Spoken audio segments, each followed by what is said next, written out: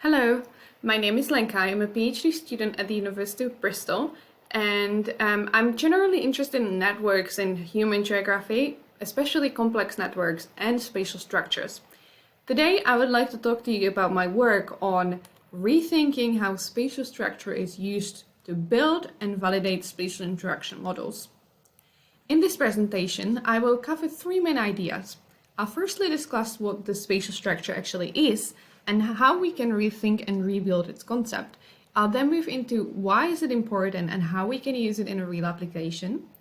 And lastly, I would like to suggest a new way of validation for spatial interaction models based on spatial pattern replication. So let me start at the beginning. Spatial interaction is a term used for a movement of people, goods, and information over space, and which is a result of a human decision-making process. The most common approach to model these data are spatial interaction models. This is a regression model based on the analogy of gravity models, which uses the masses and the distance between the entities to predict the flow. Here, the distance or the distance decay is the primary indicator of the relationship between the nodes. Spatial structure then characterizes the organization, distribution, and the relative arrangement of interacting entities in the spatial interaction system. Here, the word relative is very important as it suggests that the spatial structure is not just a simple spatial distribution, but there are more complex relationships between the interacting entities. Now, we know that this complex spatial structure exists. We know we can observe it, however, we are still not sure what exactly it is and how do we account for it in our models. From the literature, we know that the spatial structure is primarily connected to the distance element of the gravity model. More specifically, to the distance decay that we observe in the spatial interaction. Nevertheless, we also know that there is a behavioral element which is primarily shaped by the variation in human decision-making. Now, in the past 60 or 70 years or so, we have seen many researchers trying to tackle this problem from a different perspective. They try to account for a spatial structure and its behavioral element by either adding more variables, extending the models using a different methods, and even by cutting down the data samples. The one thing that we don't see is a better conceptual definition of what the spatial structure is and how it relates to what we add to our models. In my research, I have been trying to connect a lot of the spatial interaction concepts to concepts already existing in network science. And I believe that we can think of any spatial network as a two-dimensional or two-layer network where the bottom layer is a locational network with the distance defining the relationship between the places, while the top layer is a functional network where the interaction volume, the actual record of how much interaction there is between the places, defines the relationship between the places. So essentially, we could divide the spatial structure into locational structure associated with the how far the interacting entities are, and a functional structure associated with how strong the actual interaction between the entities is. We could trace this kind of thinking back together as concepts of form and a function, where the distance represents the form and the function represents, well, the function. But I wouldn't like to think about it as two separate processes. I would like to think about it as a scale, where with a form and the function at each end, and where by using a difference the state decay function or different methods of the spatial interaction models, we are getting closer and closer to capturing the function. The problem is that we are not getting as close as we need to. The idea of using a flow volume in order to provide insight into the interaction function and into the spatial structure is not yet fully explored in the literature. And although many aim to capture the spatial structure and indeed the functional structure, I found only one model that considers this at some extent. The competing destination model from Stuart Fotheringham, which is the most commonly used model that aims to account for spatial structure, indirectly considers if function exists or not. A version of the model indirectly asks if any flow between entities exists or not. If it doesn't, then the entities would not be considered as a competing destination for the set. Considering how big is the interaction, or if it even exists, is actually very important because in real data, in real interaction systems, the flow volume can carry an essential information about the nature of the system.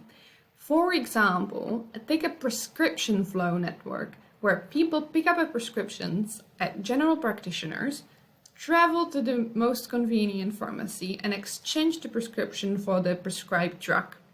In this scenario, general practitioners are entities that only generate flow, and pharmacies are entities that only receive flows.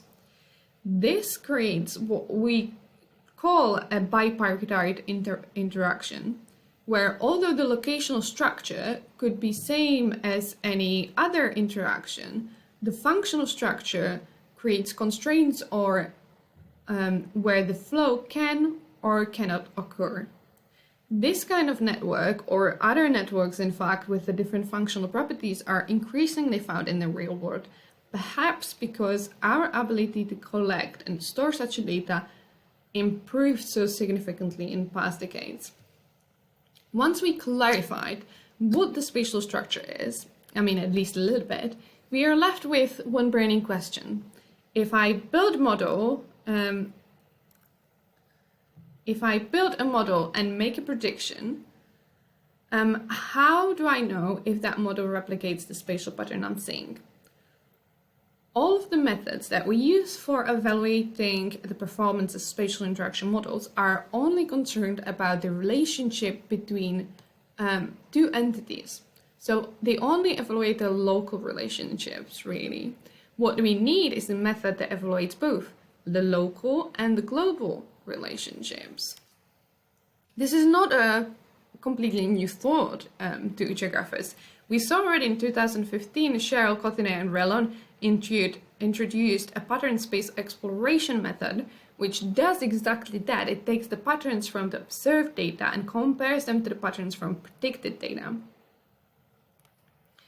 I have been searching for a method that could do exactly that, and from existing literature, we could consider the accessibility term from the competing destination model as a good candidate. The accessibility term is an additional term in the model capturing the spatial structure, or aiming to capture spatial structure of the entities based on distance between the competing destinations and their masses. However, I also searched for a suitable candidate in the concepts of network science, and I found that the PageRank algorithm, which we all know as it is used to rank web pages from a Google search engine, could be suitable for this job, especially because it is based on an actual volumes of the flow, and it considers individual flows, neighboring flows of neighbors, and so on until it captures all the entities in the interaction. So we designed a simple and quick experiment on the real world data. The question is, if I change something in a network, is the structure measure going to capture it? And in this example, I took intra-migration data in England and Wales, removed one flow between two local authorities.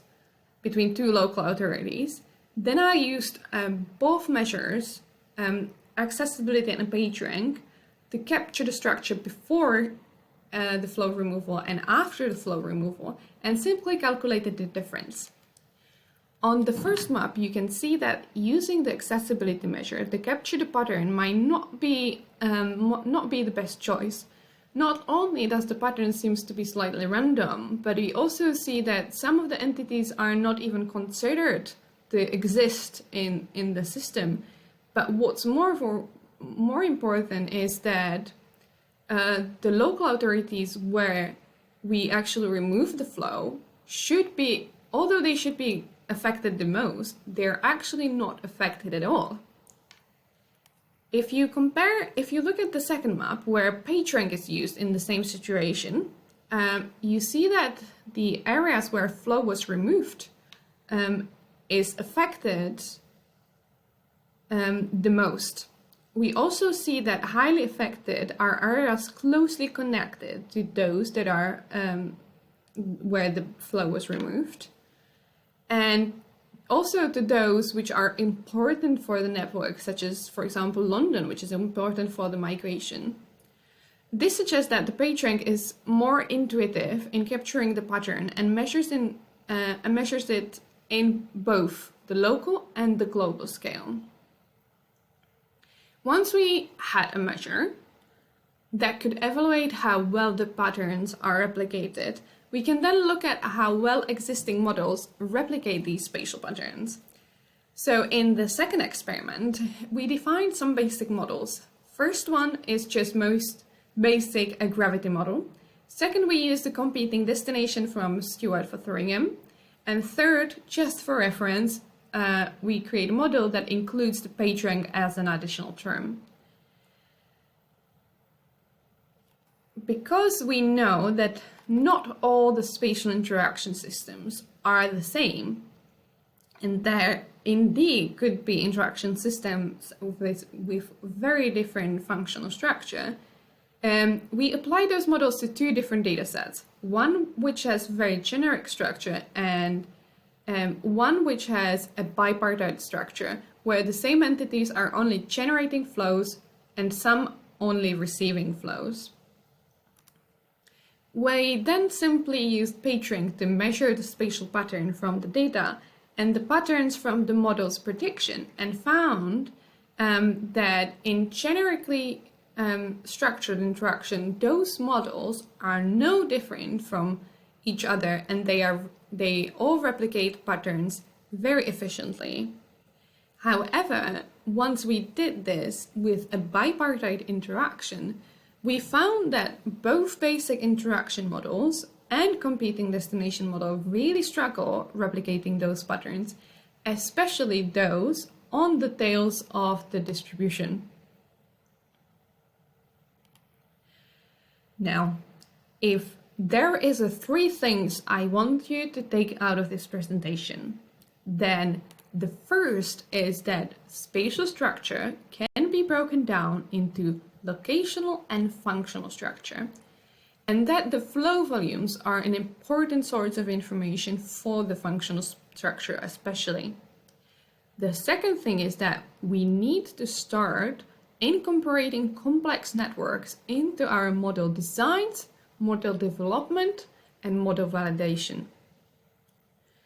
The third thing is that the pattern validation methods can reveal an important information about your models, how they are performing, and that network structure measures such as PageRank are very effective in doing this job. Thank you very much for your time.